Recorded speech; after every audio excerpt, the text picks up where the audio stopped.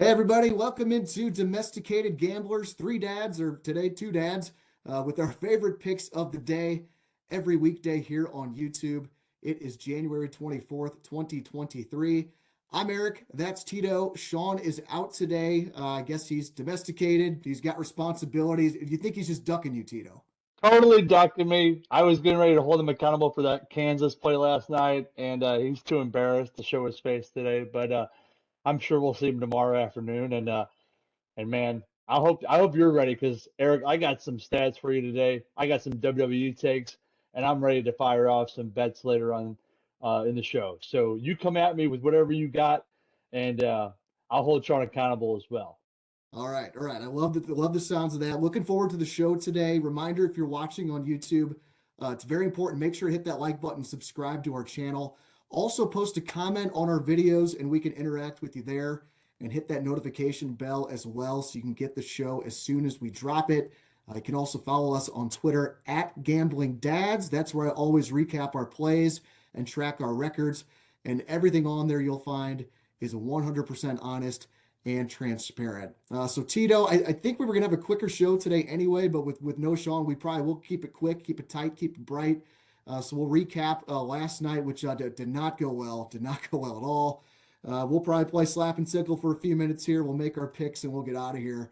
We're really going to dive into the NFC Championship game tomorrow. We'll do the AFC on Thursday, and then on Friday we'll do final thoughts and give out the rest of our plays. But Tito, let's recap last night. The show went 0-3. Went 0-3. Shawn, his undefeated run in college hoops came to an end. Dropped that two-star play on KU. They lost by 6 at Baylor. I don't know where he got the Hartford play from, but they lost by 24 to Penn. So, yeah, one-star play there did not cover for Shawn. So he's down to 9-7 on the year, but still up $530. Tito, your reaction to Shawn's night last night? Yeah, I mean, complete fraud play, Kansas. You guys put too much confidence in Bill Self. I'm a Missouri guy. I'll always hate Kansas. I will never be a Kansas fan.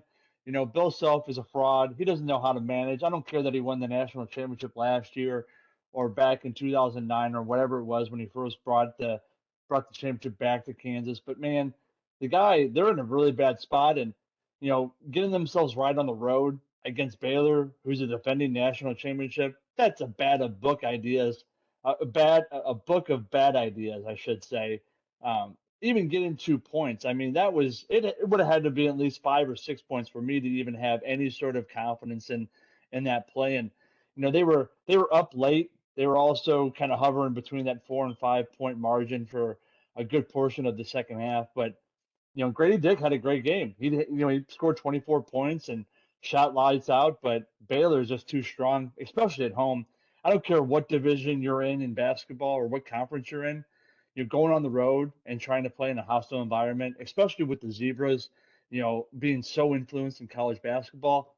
Just not a really good smart play. So, the so-called Sharpie Shawn or whatever you want to call himself was just a terrible move. And I'm sad that he's not here for me to hold him accountable, but it's I told you guys yesterday it was a bad play, and the public was right.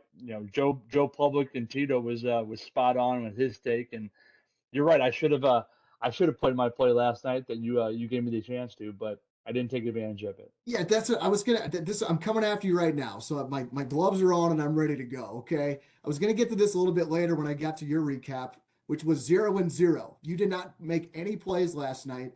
Tito, the name of the show is Domesticated Gamblers, not domesticated. Sit on our hands and do nothing. Okay. Now I know like I appreciate that you're like I'm picking my spots. I'm gonna focus on UFC and WWE. We can't have you making plays once a month. Isn't that like how often the pay-per-views are? So like I get it, like you're being responsible, but like we're not hiding the fact here that like you're not a gambler. We know you're not a gambling man. That's really not in your DNA. But the people love Tito. The people love Tito. They love the hot takes. I think they would love your picks. If they win, they're just gonna love you more. And if you lose, they're still gonna love you. So it's all good. So fire away, buddy. Well, guess what? You convinced me otherwise, right? So I promise that tomorrow I'll do some research tonight. I'll have some college basketball takes, baby. I'll have some top 25 action for you tomorrow, and I'll look into some stats. I'll look into some free throw percentages. I'll look at who's playing on the road and seeing what games Dicky Vitale might be playing tomorrow. So I'll come with some bets on a daily basis starting tomorrow night. That's a guarantee from Tito that I will hold myself accountable. So there you go, Eric. Here, I hope you're happy. And Yeah, like I was ready to fight with you, but you just kind of gave in. I gave in. Yeah, I mean, it's more interesting for me to provide my takes and to give some sharp shooting bets and to see where it goes because, like you said, domesticated gamblers. This isn't domesticated Tito. I got 5 kids. I am domesticated. I got a lot of stuff going on, but I can always look up some stats. I can look up some information related to college basketball or hockey, and especially when Major League Baseball comes around, I'll have some steaming prop bets with regards to home runs and RBIs and different stuff like that. So that's my commitment to you boys. All right, I love that, and the audience too. Like for real, Tito, I think you are the star of the show. I think I kind of keep you boys in line. I keep the train moving. Shawn is Sharpie Shawn, I guess, but you were just I think you were just everyone's little peach. They Hey, love and you. that and that's what it should be, right? I got the hot takes. I got the personality. You see Shawn over here reading off cue cards, reading off some spreadsheets and all this stuff. Like Tito, there's no sheets here. This is all coming out the top of my head. This is just what I believe. Like you said before, it's all on. It's the all my takes are on my sleeve. So I don't have all the stats to back it up, but even last night talking about Baylor, talking about Kansas, that's stuff I know. I'm a sports fan. I don't need to write down any notes. I don't need any spreadsheets. I'm just gonna give it to you like it is, just like a Joe Public sports fan would. So I know Tito's the star of the show. I know everyone wants to hear my takes. So more coming at you tomorrow, starting with some gambling bets for the top 25 basketball. You got it. Yes, yes. All right, I'm glad I fired you up here because yeah, this is we have 3 NFL games left, and then after that, it's this darkness except for college basketball. I love this time, like February and March. I know I'm kind of in minority. I'm a college hoops junkie. And I know it's lost popularity from the Dookie days from Leitner and those guys in the '90s, but I just love this time of year. I know we go to Arch Madness every year. The tournament's going to be amazing. So yeah, that's gonna be my suggestion, man. Hop into college hoops. We got the Missouri Tigers down playing Ole Miss tonight. Tigers are -1.5.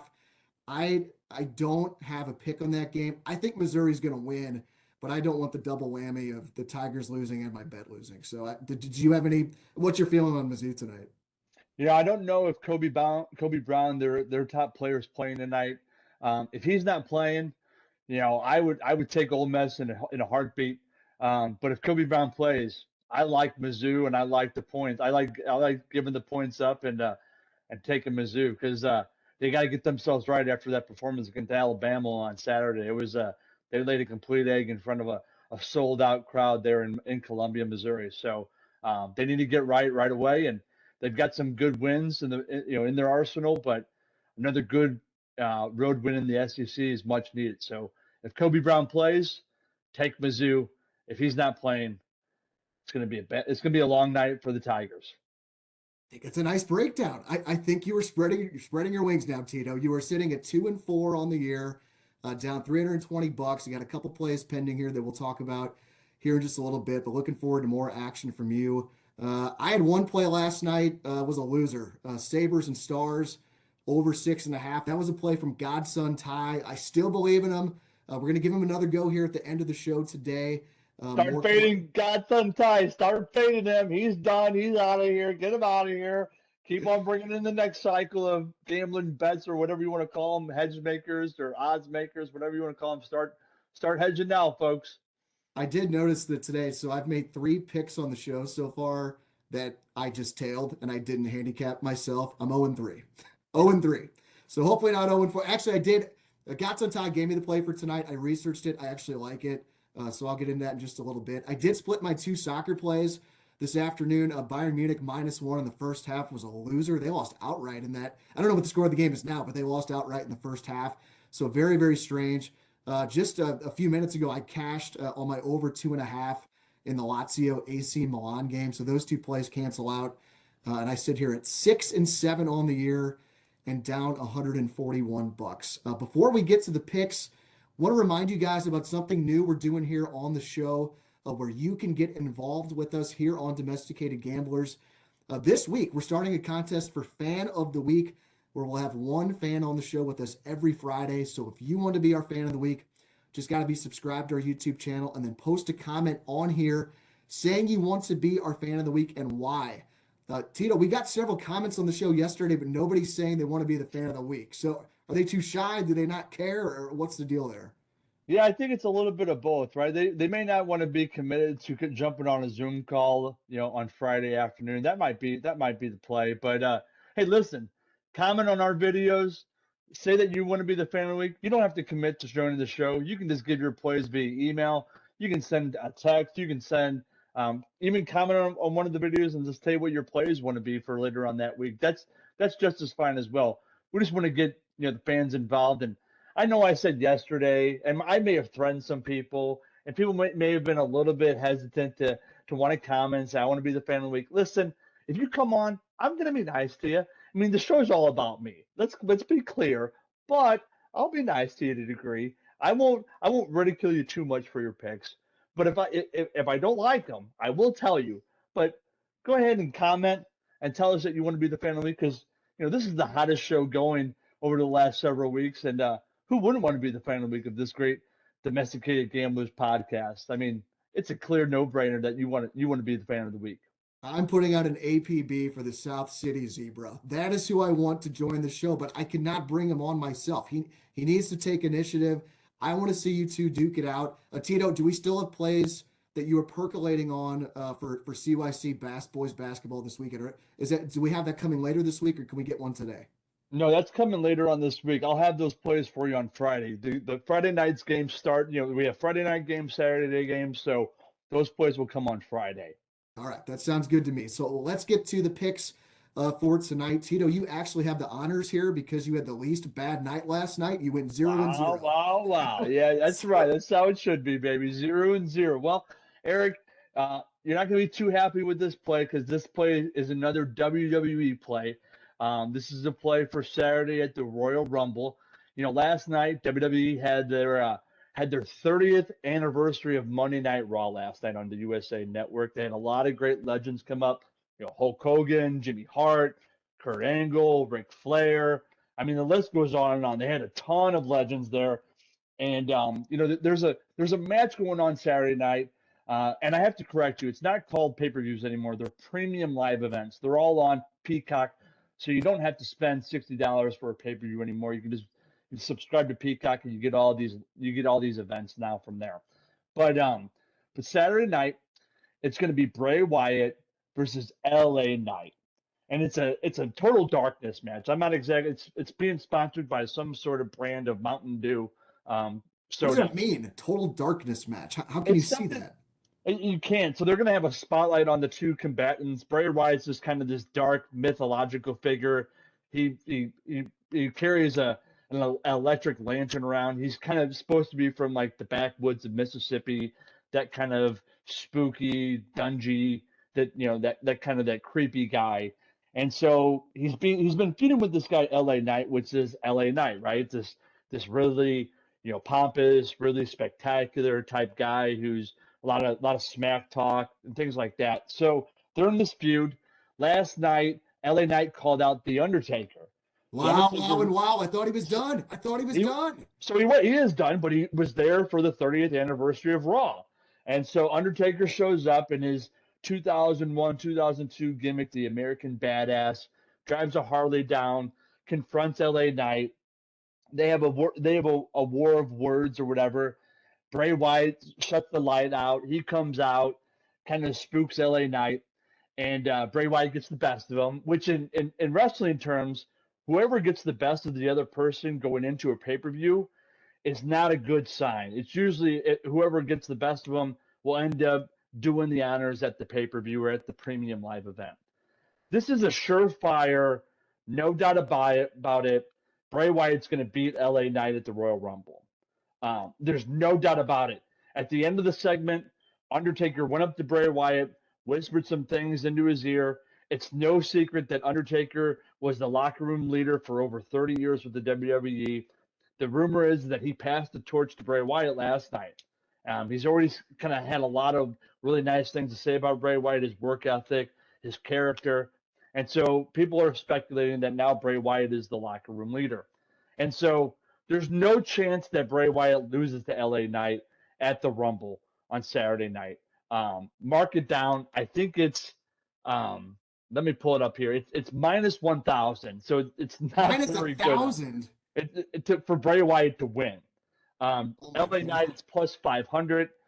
LA Knight's not going to win. There's no chance. Okay. Bray Wyatt's going to win. I'm not sure what he's going to do at WrestleMania. That's still to be determined. I'm sure they'll plan that out at the Rumble match itself. But Bray Wyatt's going to win. There's no question about it. And 3-star play. Bray Wyatt laid 1,000. No, you know, you're not laying 1,000. You're laying $3,000 to win. Laying 3,000, and So he's going to beat LA Knight. No, I have to think about this for a second. 3-star play. So you're laying 3,000 to win 300. Yeah. That's what you're doing. Okay. And is this on betonline.ag or where did you find this? I found this prop bet on betonline.ag, and so it's right there. Hasn't moved at all. But yeah, mark it down. There's just no chance he's going to lose to LA Knight. If you were wrong on this, this is going to be maybe the greatest moment in the history of the show. What do you think? And I haven't watched wrestling religiously since probably the early 2000s, but I do know that the Undertaker, his WrestleMania streak came to an end to Brock Lesnar. I don't know what year that was. WrestleMania 30. Okay, I know that shocked everybody. Do you have any idea what? I mean, the odds on the Undertaker to win that match were probably something similar, right? If not higher. Oh, even more so. Probably even greater, especially with losing it to Brock Lesnar, who was a part-time performer. I'm sure it was well over 1,000. I'm sure it was. It probably was minus 10,000 if I had to guess. Well, I hope you haven't burned any bridges in the WWE, because if someone is watching this show and they want to crush you and they want to change the storyline on you, but man, I don't know where else you're going to get this insight from the WWE. I had no idea we were going to get this when we started the show, but that was really good stuff. And I have Peacock. I think I'm going to watch the Rumble on Sunday night. I'm not going to get laid that night. I can tell that already if I'm watching wrestling until 10:30 at night. But you know what? I want to see you cash these plays. So just to recap, that's a 3-star play. It's Bray Wyatt. Is that his name? That's right. Bray Wyatt. 3-star play on Bray Wyatt at minus 1,000. Betting 3,000 to win $300 for Tito. Your other two plays so far for the Rumble. Anyone outside the WWE roster to enter the Rumble, no, plus 150, 2-star play. And then yesterday you released Cody Rhodes to be the Iron Man in the Rumble, plus 100. That's a 2-star play. And man, you seem confident about that one as well. So we appreciate this WWE takes. Any more coming later in the week, or what do you think? I don't know. We'll see. We'll see what the news provides later on this week. There'll be more developments later on. The next show is on Friday night, so there won't be any developments. But if there's any signings or if there's any movement, I'll look at the lines every day to see what the fans are betting on. But yeah, we'll play that one out by year. All right, sounds good. All right, we'll move on to me. I am 6-7 again, down $141 after splitting my soccer plays this afternoon. Still have that pending play with Djokovic to win the Aussie at minus 110. His quarterfinal match is tonight. I have 3 1-star plays to give out now. So first one is in college hoops tonight. Oklahoma State at Texas, 8 p.m. Central. I'm going under 137.5 at FanDuel. You got 2 top 25 defenses in this game. KenPom is the Cowboys as the 8th best defensive team in the country. Texas 24th best.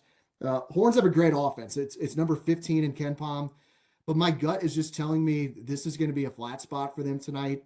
Had a nice win at West Virginia last time out. Now they're coming back home.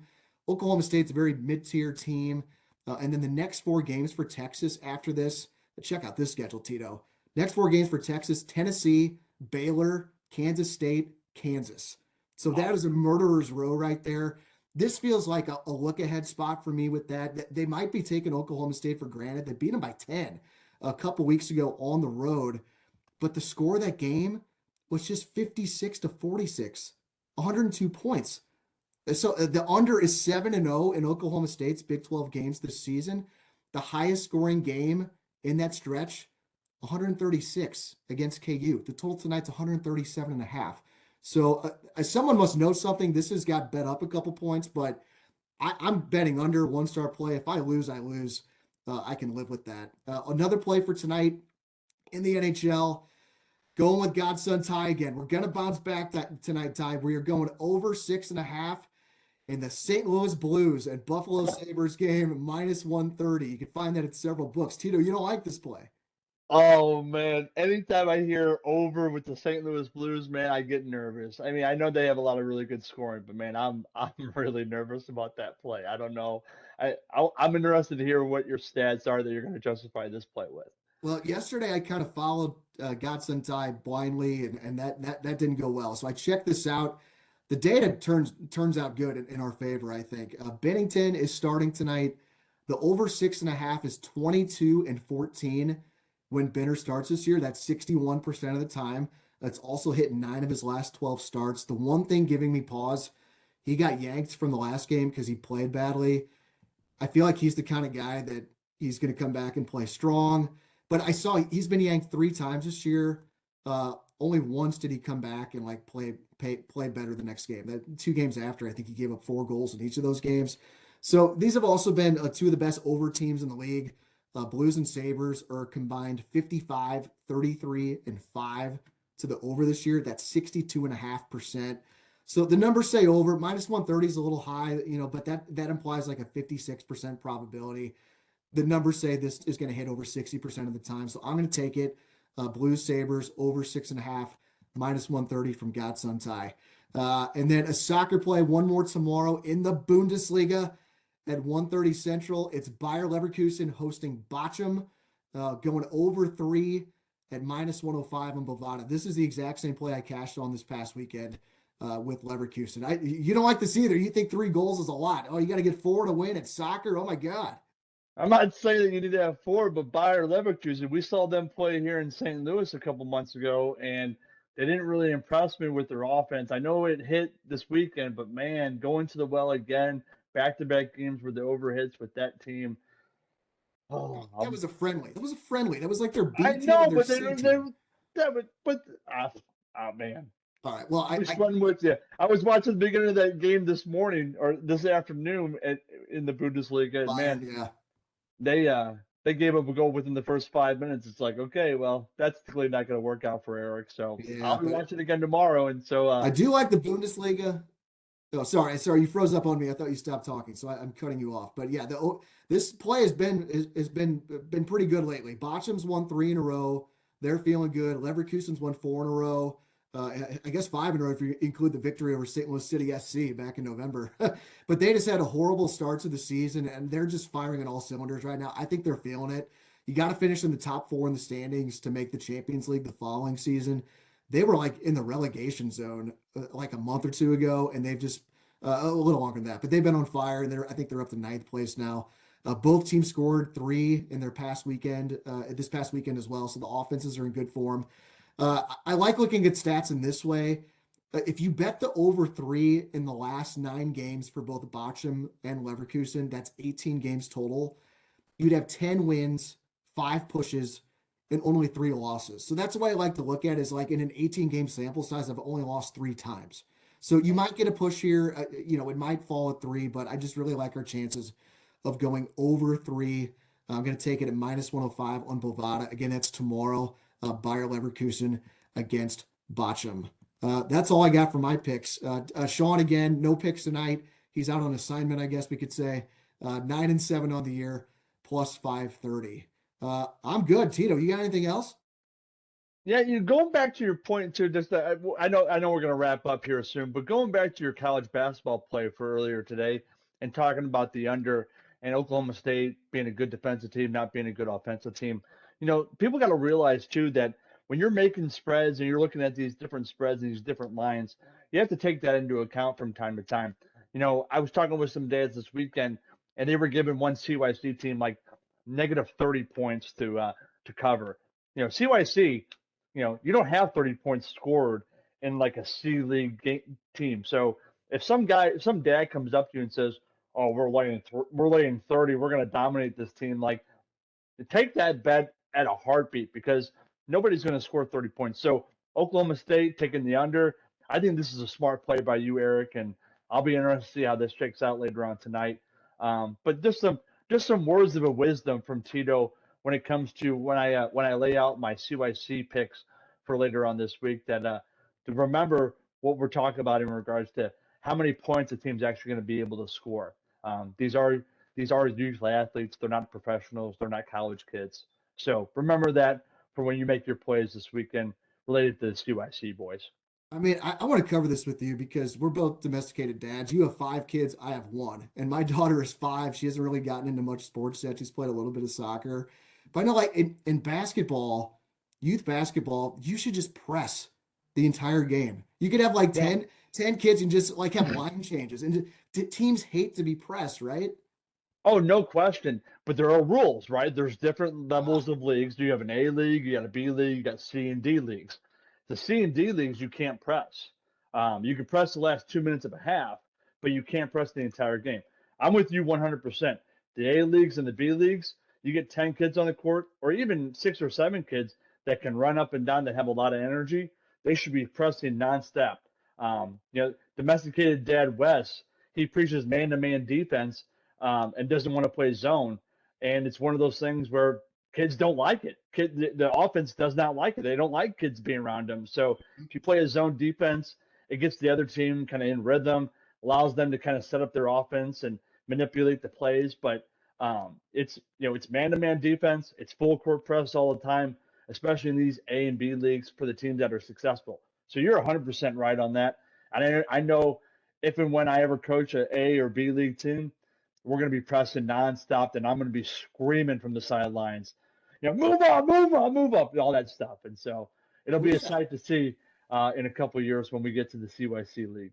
Yeah, this age, I feel like kids can just like run like gazelles, like just like all day. But that's I don't understand. Like I said, my kid is 5. She bitches all the time about she's tired. Like when we're walking at the zoo, she wants the stroller. I'm like, you're 5. Stroll time's over, girl. Like, are your kids like that, or is this like just what it's gonna be like? It's always the environment, man. You got to look at the environment. The zoo's a more laid back facility. It's not really anything where it's high energy, high excitement.